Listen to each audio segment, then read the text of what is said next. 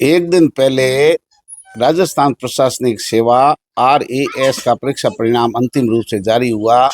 तुलसी सारण मेरे साथ है। आपका 282वीं रैंक के साथ RAS में चयन हुआ है। मैं उनके घर हूँ। आप देखो ढाणी जैसा शहर में माहौल है, यानी रामनगर की रिंग रोड के पास की यह तस्वीर है।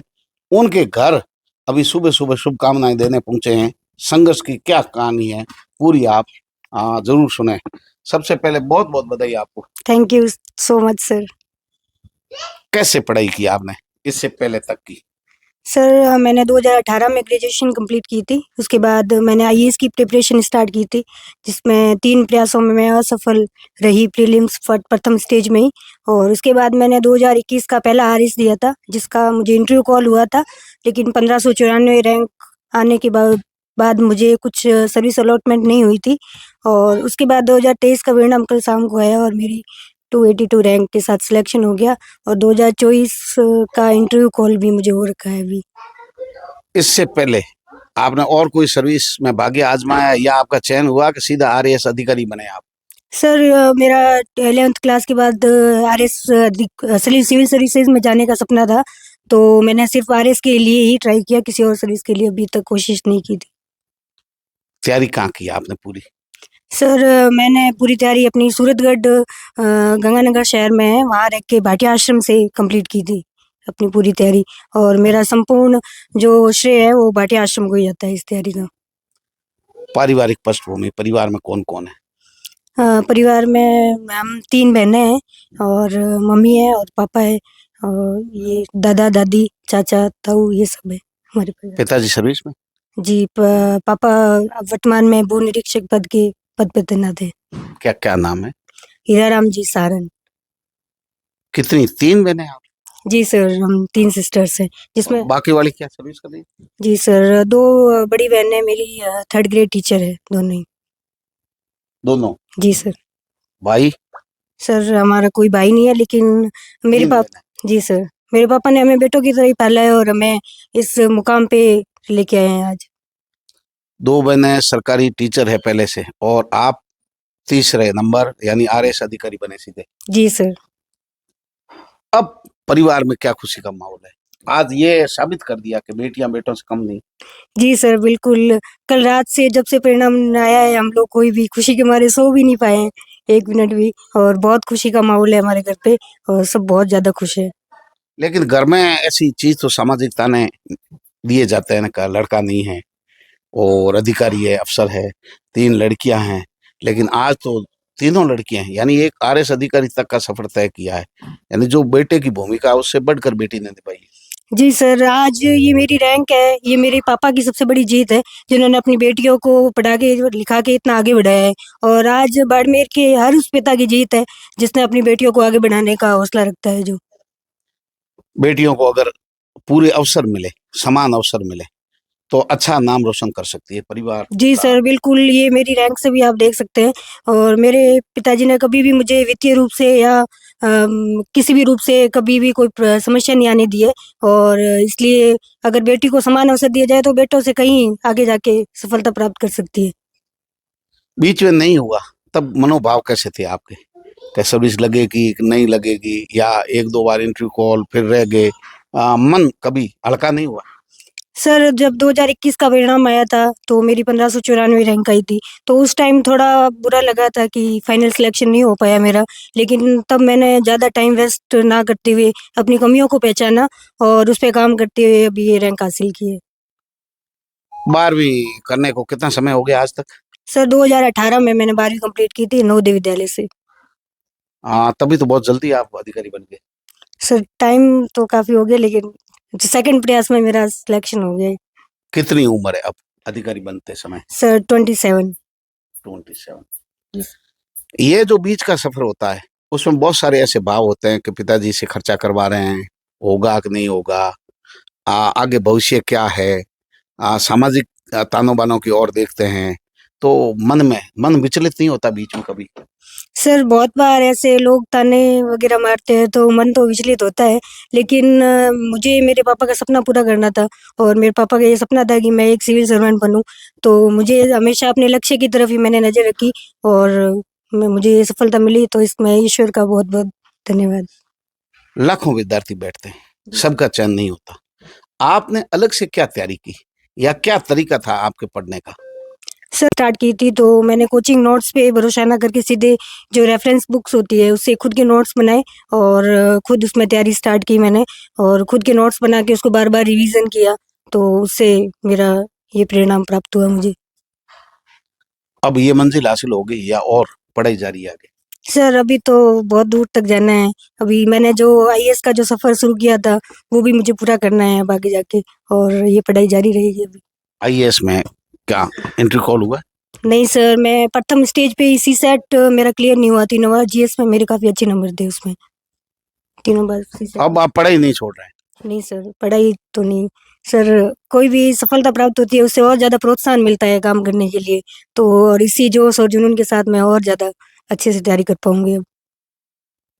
आपके माताजी पढ़े लिखे? नहीं सर, मेरी मम्मी पढ़ी लिखी नहीं है, लेकिन माँ सब भाषाएं जानती है। जी सर। क्या उनकी औलाद के दिमाग में क्या चल रहा है? माँ की क्या कहते हैं ना, वो एक मूक भाषा है, वो सारे कुछ समझ लेते हैं। जी। माताजी पढ़े लिखे नहीं है, फिर भी घर में पढ़ाई का वातावरण कैसे रहा? पिताजी सर्विस करते रहते हैं, बाहर रहते हैं? पापा हमेशा बाहर ही रहे हैं, लेकिन मेरी मम्मी ने पढ़ी लिखी ना होके भी पढ़े लिखे से भी ज़्यादा बेहतर तरीके से हम लोगों पे काम किया। हमें समय पे उठाना और हमें समय पे भोजन करवाना और समय पे पढ़ने के लिए, बैठने के लिए कहना, ये सब जो है मेरी मम्मी का ही हाथ है इन सब के पीछे।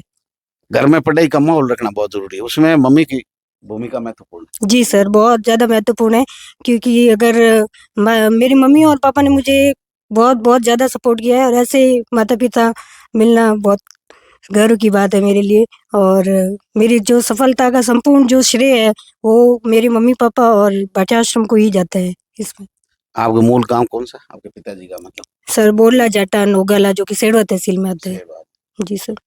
आप गांव से यहाँ आए, लेकिन जिस जगह बाड़मेर में आपका आवास है ये भी गांव जैसा ही लग रहा है। ढाणी में दूर दूर नजदीकी ढाणियां नहीं है, चारों ओर खेत खेत है। जी सर। एक मतलब आपके मम्मी को वही वातावरण दिया जो गांव में है, यानी गायें रखते हो, आसपास खुला वातावरण है। जी सर, मम्मी का भी मन लगा रहेगा, इसलिए मेरे पापा ने इतनी दूर घर बनाया है, ताकि हम भी लोग एकदम गाँव के वातावरण में अच्छी तरीके से पढ़ लिख पाएँ और शोरगुल की दुनिया है उससे दूर रह के। उससे बहुत दूर है। जी सर, उससे दूर रह के हम अच्छा पढ़ लिख पाएँ, इसलिए इतना दूर घर बनाया है, और गाय वगैरह, ताकि एक शुद्ध पौष्टिक भोजन हमें मिल सके। ये बहुत जरूरी है। जी सर। लगातार पढ़ना जरूरी है अथवा जब परीक्षाएं नजदीक आती है तब ज्यादा पढ़ना जरूरी है? नहीं सर, लगातार भले ही मतलब एक दिन में आपकी कम पढ़ाई हो, कभी 4 घंटे, कभी 5 घंटे, लेकिन कंसिस्टेंसी बहुत ज़्यादा ज़रूरी है, और लगातार अगर पढ़ते रहोगे तो एक दिन सफलता ज़रूर मिलती है। शुरुआती शिक्षा आपके कहाँ से शुरू हुई है, मतलब एलिमेंट्री एजुकेशन?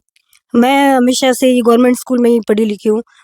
मैंने जो अपनी 10th क्लास है वो गवर्नमेंट स्कूल चौटन से कंप्लीट की है, और अपनी 12th class Jawahar Navodaya Vidyalaya Kuchaman city Nagaur से कंप्लीट की है, और उसके बाद मैंने ग्रेजुएशन श्री गंगानगर से की थी, क्योंकि मैं भाटिया आश्रम से जुड़ना चाहती थी इसलिए।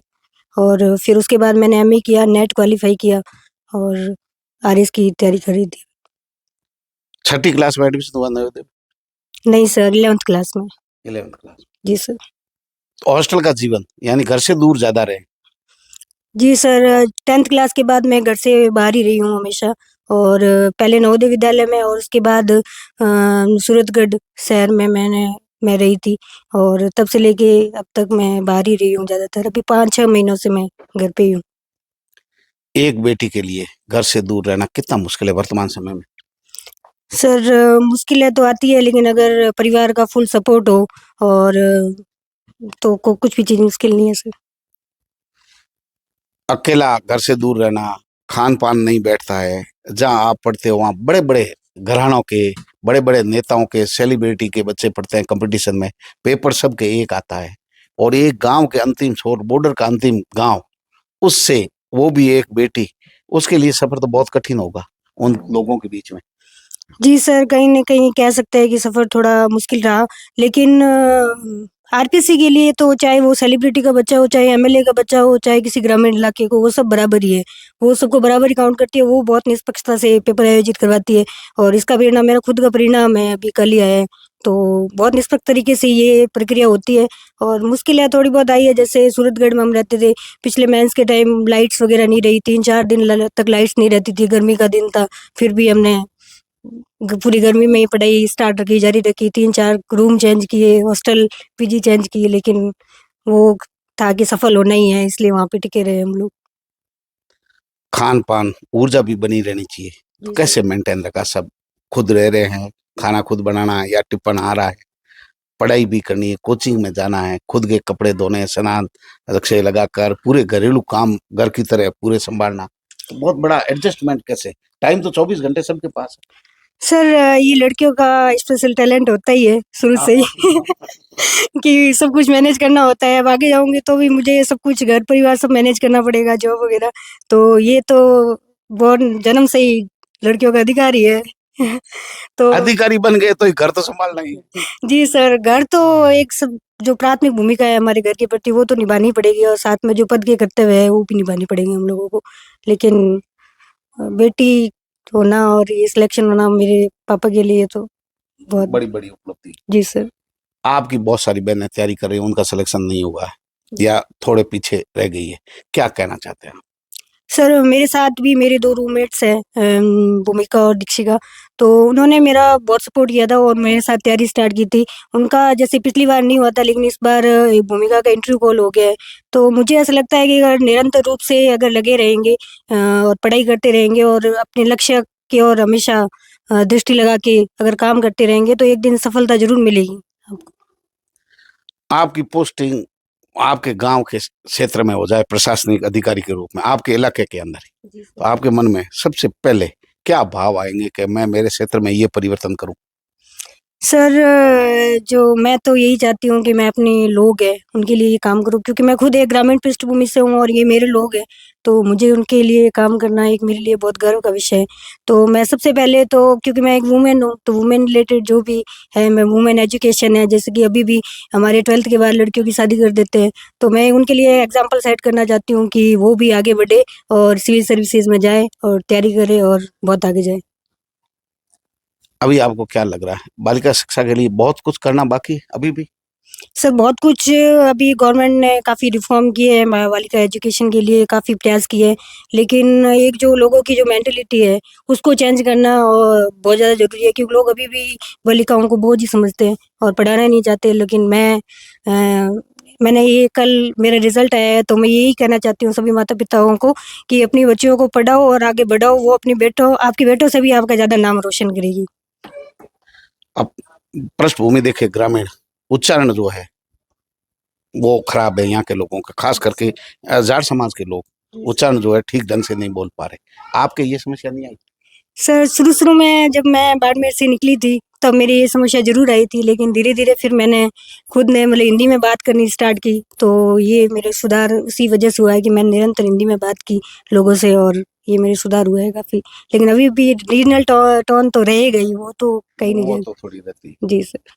ये भी समस्या आती होगी अगर आपका प्रॉपर रूप से आप हिंदी नहीं बोल पा रहे हैं, तो इसका प्रभाव पड़ता है इंटरव्यू या बातचीत लोगों से करते हैं अधिकारी से, इसका भी प्रभाव है भाषा का? सर, भाषा, जैसे कि भाषा एक कम्युनिकेशन का माध्यम है, अगर सामने वालों को अपनी भाषा समझ आ रही है, तो मारवाड़ी, हिंदी सब में बात कर सकते हैं, कोई दिक्कत नहीं है। लेकिन हिंदी क्योंकि सभी के लिए समझने योग्य भाषा है, चाहे वो इंग्लिश मीडियम का हो, चाहे हिंदी मीडियम का हो, तो हिंदी एक बेसिक भाषा के रूप में काम करती है, और हिंदी एक प्रॉपर सबको लगभग आ जाती है। टोन तो सर सीकर वालों के, जयपुर वालों के, उनके भी वो रीजनल टोन आता है, तो वो टोन को तो नहीं बदल सकते, क्योंकि शुरू में हम पैदा ही इस परिस्थितियों में हुए हैं, वैसे ही बोलते हैं। और गवर्नमेंट स्कूल में पढ़े, वहाँ पे तो टीचर्स भी खुद भी तो हिंदी नहीं बोलते, हमसे मारवाड़ी में बात करते, तो शुरू से ही वही है, तो वो चीज़ तो रहेगी। ये बड़ी समस्या जी सर। है, ये पूरे स्कूलों में ये हो रहा है। सबसे पहले तो आपका सुझाव लागू करना चाहिए सरकारी स्कूलों में सभी शिक्षक पहले खुद हिंदी बोले, जी सर। उच्चारण उनका ठीक हो, फिर बच्चों को लिखने और पढ़ने में ठीक करें। जी सर, अगर शुरुआती रूप से अगर हिंदी रीजनल लैंग्वेज ठीक है, 5th तक रीजनल लैंग्वेज में बच्चों को पढ़ाना चाहिए, क्योंकि वो उनकी मातृभाषा है, उनको अच्छी तरीके से वो समझ पाता है। लेकिन 5th क्लास के बाद अगर उनको रेगुलर हिंदी बुलवाई जाए स्कूल में, तो मुझे लग रहा है वो काफ़ी अच्छी उनकी हिंदी होगी, और रीजनल टोन वाली ये जो समस्या है, वो भी काफ़ी कम हो सकती है इसमें। आपको ऐसा कोई सवाल याद है जो आपको पूछा गया और वो यहाँ से कला संस्कृति से अपने बाड़मेर जिले से जुड़ा हुआ हो या महिला सशक्तिकरण से जुड़ा हुआ, ऐसा कोई आपको याद? सर बाड़मेर जिले से इस बार तो मुझे कोई क्वेश्चन नहीं पूछे थे, डिस्ट्रिक्ट रिलेटेड क्वेश्चन इस बार इंटरव्यू में कम ही पूछे गए थे, लेकिन महिलाओं से रिलेटेड मुझे स्कीम्स पूछी थी कि राजस्थान गवर्नमेंट की कौन कौन सी स्कीम लागू है। और मुझे जैसे कि मैं गवर्नमेंट स्कूल में पढ़ी हुई हूँ, तो मुझे गवर्नमेंट स्कूल की समस्याओं के बारे में पूछा था कि क्या क्या समस्याएं फेस करनी पड़ती हैं। तो क्योंकि मैं खुद गवर्नमेंट स्कूल में पढ़ी हूँ, तो मुझे वो बहुत अच्छे तरीके से पता थी, तो मैंने बहुत अच्छी तरीके से बताई थी। और मेरे इंटरव्यू में मुझे एक क्वेश्चन सर ने पूछा था, जैसे मेरे नेट जेआरएफ वगैरह क्वालिफाई है। जी सर, तो सर ने मुझे कहा था कि आप बड़े बड़े प्रोफेसर बन जाओ, असिस्ट रिसर्चर बन जाओ, इन गरीब अनपढ़ लोगों के बीच में क्या करोगे आप जाके, गांव वालों के बीच में। तो मैंने तो फिर यही कहा था कि सर ये लोग हमारे खुद के हैं और इनके लिए ही तो हमें बनना है। इनकी समस्याएं देखकर ही तो हम प्रोत्साहित होते हैं कि हम एक आईएएस अधिकारी बने, और इनके लिए काम करना है, इसलिए यहीं बैठे हैं हम लोग। और जो असिस्टेंट प्रोफेसर वाला है, ये तो मेरी सेकंड चॉइस, अगर बाई चांस आरएस में नहीं होता है मेरा कभी भी और मेरे चांस खत्म हो जाते हैं, तो वो एक सेकंड ऑप्शन के रूप में फाइनेंशियली मुझे स्टेबिलिटी देने के लिए वो चीज़ है। तो उसकी तैयारी कर। जी सर। और सर ने फिर लास्ट में मुझे एक क्वेश्चन पूछा था कि आपका लास्ट क्वेश्चन है कि गुरु बड़ा कि प्रशासक। तो मैंने सर गुरु गोविंद दो खड़े काके लागू, तो उसमें आपने कोई गुरु बताया? जी सर, तो मैंने कहा कि कबीर जी ने ही जब गुरु को बड़ा बता दिया, तो हम कौन होते हैं सर छोटा बताने वाले। गुरु सर गुरु ही है, जिसकी वजह से मैं आज इधर बैठी हूँ, मेरे पीछे गुरु का ही सपोर्ट है। और गुरु नहीं होता, मार्गदर्शन नहीं होता, तो हम खुद यहाँ तक नहीं पहुँच पाते आज। और कोई आपके मन में सवाल अगर घूम रहा है तो आज पूरी दुनिया को बता दीजिए।